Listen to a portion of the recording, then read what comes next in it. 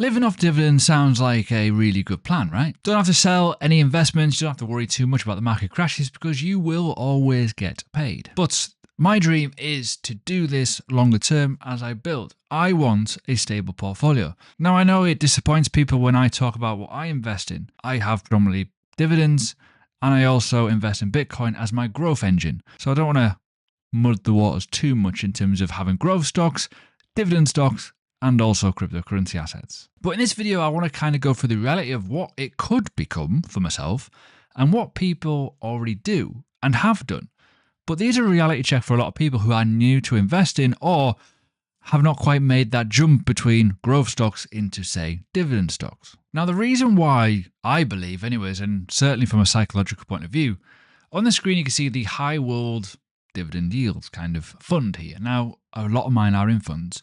It does feel a lot safer being in dividend stocks because they are nowhere near as volatile, especially the funds. You're not touching your portfolio every couple of weeks just to kind of make sure it's okay. You're not guessing when to sell tops and bottoms and all that malarkey. And you are technically just buying solid companies and collecting an income from them because they've had a lot more time in the market and they've been able to, hopefully, fingers crossed, pay a dividend yield over a period of time. And psychologically, I think that is a very, very powerful tool in your armory as a longer term investor. Now, that's a key here. Dividend investing is about income, about long term, and probably when you're a little bit older as well. It's also, as you can imagine, I'm going to go on to this, not paper wealth, which I think why people get very much confused with. Because even in my own portfolio, and we will go through a lot of things in this video, I do have a passive income rate of roughly nearly 4%. It's quite good when you think passive income. What is, when you think, truly a passive income generation machine now?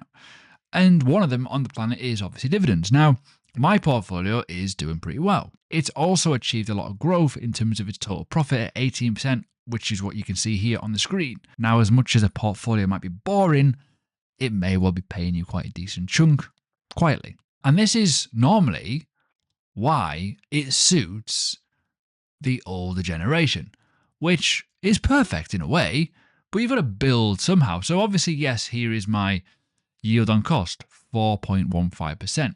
Good dividend yield, decent monthly amount, considering it's a very, very low kind of time period in terms of my life of this portfolio, but I have been investing for a while and I am building this up now as I will continue to live life. I'm 34, and I know for a fact that if you stick around, you'll see what the results could be if I continue to do what I'm doing, and hopefully, fingers crossed, nothing gets blown off course. But as you can see here on the screen, quite a lot of my funds are actually in funds, if that makes sense, ETFs, not individual stocks. These are some individual stocks, but not all.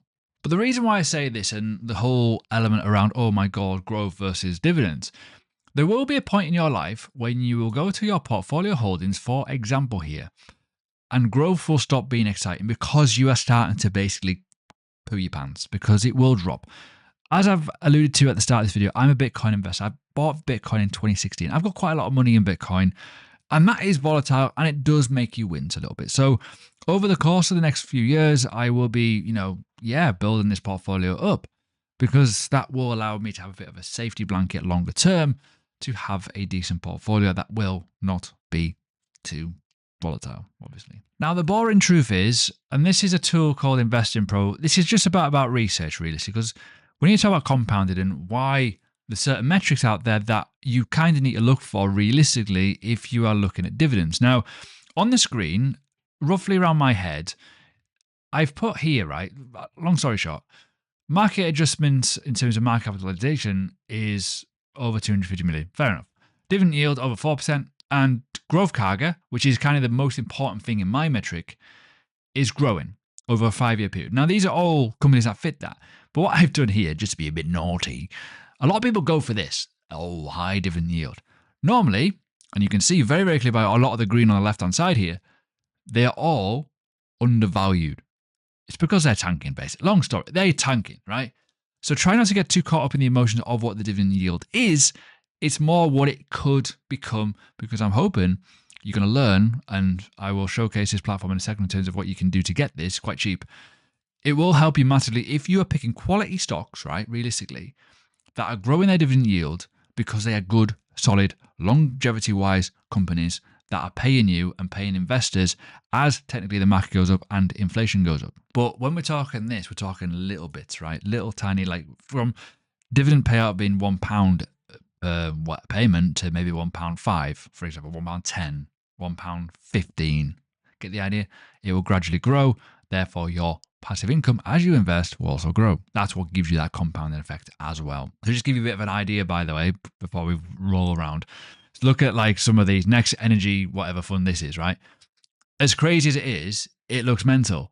But realistically, I wouldn't want to touch this with a barge pole because it's got stupid yield. It's also telling you here high shareholder yield and, has raised, it's raised dividends, fair enough.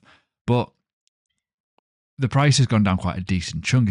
You could probably argue it's quite cyclical. Over a 5-year period, it's down 26%. It's probably not the best kind of advocate for I want to buy this realistically. So there's a fine line between buying something that is actually a good company that will hopefully mature in price as well as deliver you an income. Because realistically, in this situation, compounding should be boring. But if you stick with it and that growth does happen and you get that yield on cost, it will start to pay you silently, as I've alluded to it. Because as much as I recommend this platform, there's stuff on this platform that you need to be wary of if you are thinking short-term, long-term, right? Consistency will be everything, right? And you can see here, you can, if you buy the right stocks, beat the market, right? That's just the reality of it. Some people are better than others. Personally, I would rather use the funds to leverage that and allow the funds to do that for me because they naturally are easier. Now, dividend investing versus this, for example, right, does not matter if you are top and bottom perfect, realistically, right? It doesn't beat clever timing or technical intelligence. What it rewards is actually consistency. Monthly investments, reinvesting those dividends in the funds that you got it from, and ignoring the headlines because you hopefully have done a lot of research and bought the right fund or the correct individual stocks that are somewhat bulletproof. Most dividends kind of fail in terms of a dividend investor is because you get rattled out of certain things, and that's just the reality of being an investor. A lot of people like growth stocks, but they quit when it goes down, for example. Showing up and being consistent is huge here. But as much as I can showcase this, beating the FTSE, you can, as I say, beat them. And there's some stocks here that actually I own here. Obviously here is Aviva. I own this. But it just depends on what you go for, realistically. At the end of the day, there will be good earnings. Earnings is absolutely key. Good amount of dividend, shareholder price, data and analytics, net income, profit, debt ratio. There's a lot of information here I can throw at you. But when we look at one of my stocks here, which is a part of this, it has been doing pretty well. Realistically, you can see a lot of information in terms of how it's going to have financial targets. But you know that by doing a bit of research because it will tell you. If you listen and read and look at platforms, you will start to know what is actually happening with individual stocks. So, for example, let's look at Aviva. Realistically, net income is directed to growth. Trading at a higher multiples, and that's a bit of an issue somewhat, but it could showcase a bit of strength here because it has been doing well. Suffers from weak gross profit margin, which you could look at, but realistically, is it going to kill it? Probably not, but realistically, it's still looking pretty damn good. It's still gross profit at the end of the day. So it will just depend. Over the course of the year, it's up 52%. It's done really well, and I've held Aviva for quite a while now. But at the end of the day, we've got to look at all the investing models. This is why you need to do research. And as I say, consistency beats everything. Buy quality stocks, buy quality funds, and stick with it. As I said before, there's a link to this below. There's a 55% discount still. It's actually a really good website. You get a lot of information. You can choose what countries you go into, but ultimately, yes, there's a lot of information that can be thrown at you. It's not perfect, I will say that right now. But what I will say is here, it's cheap. I mean, monthly price, $7.49 to get research here. And we're talking a lot of information. There's AI on here. And that's the thing. The more you know in terms of the stock, the easier it is. Now, there is all kinds of ways and means to kind of get research nowadays. The problem is some of them do cost a lot of money. I've been in platforms where it's like £500 a year to just get information that you may be able to get elsewhere. This will make it much easier for you. So what I've done here is I've simulated a very simple portfolio. Now, on the screen is Snowball Analytics. This is what I use.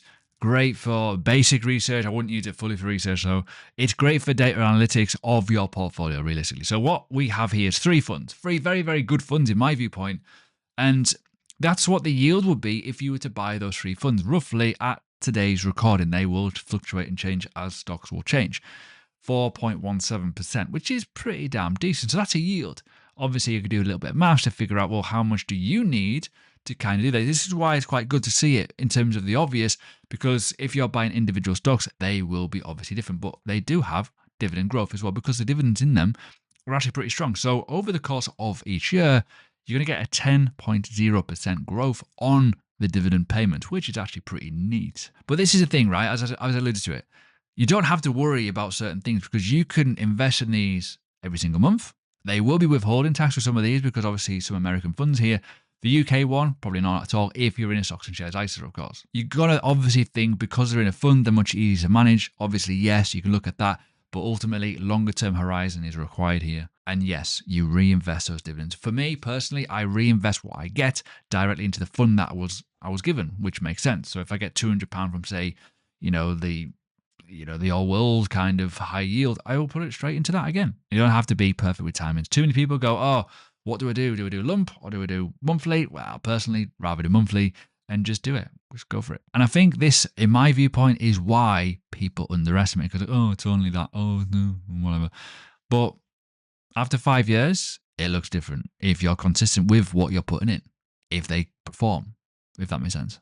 Let me show you. Now, in my opinion, this is pretty scary because the yield here and the growth is all calculated. And in 14 years' time, 14, which isn't crazy, from £500 per month, starting from literally 2000, whatever it was, you're going to be getting roughly £10,000 per year. So on the screen here, it just shows you the compound effect of that and how it grows. And that is only £500. So what I've done here is I've set the date to 2024. The mistake is people expect this to happen straight away.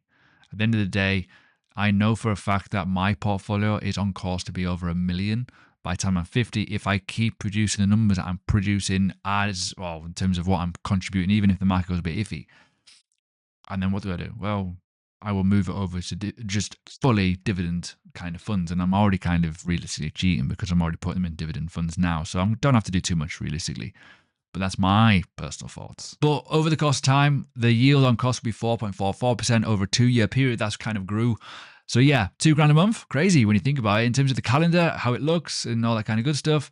Yeah, there's some crazy months. Realistically, June, you can go on your holidays. So this is obviously, yes, a simulation, but it's just kind of hopefully give you a bit of reality. You need to do the hard stuff first. If you're interested in this tool, by the way, there's a link below, free trial. It's brilliant. It's wonderful for predicting stuff. If you are planning also your portfolio, it's a good thing to use.